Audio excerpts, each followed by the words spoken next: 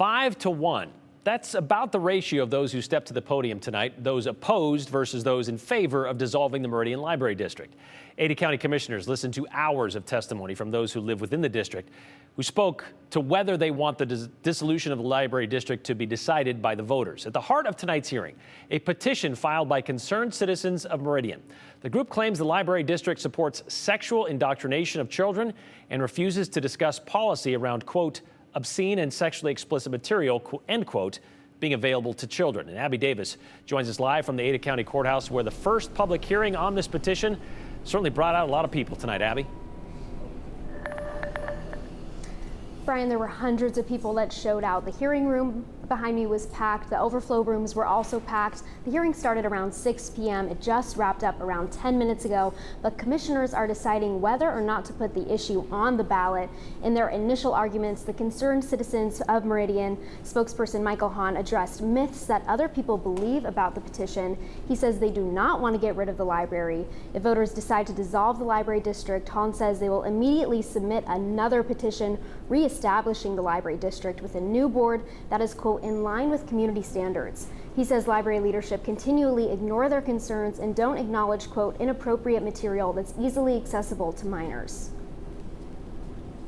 For years, the library has been promoting themselves as a safe space for children to explore. So now if a parent has to follow their child around like a hawk to see what they're picking up, well, it's no longer a safe space, is it? It will cease to exist entirely.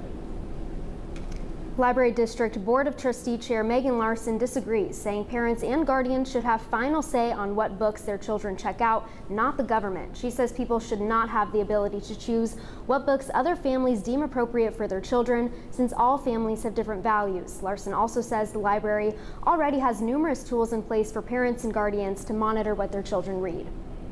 A parent must consent to get their child a library card to begin with. And we have lots of tools available to parents to monitor what their kids are checking out. Thank you. Most people testifying were in support of the library district. A lot of them pointed out the issues already on the ballot since there is a Board of Trustees election on May 16th.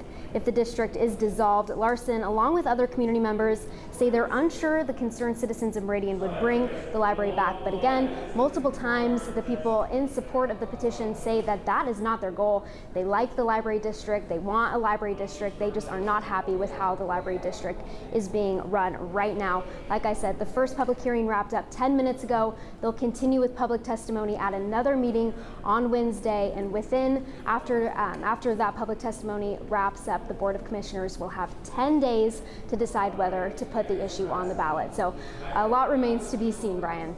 And that issue wouldn't be put on the ballot until November. And as you mentioned, there's a library district trustee election coming up in May, where 2 seats are up for grabs there.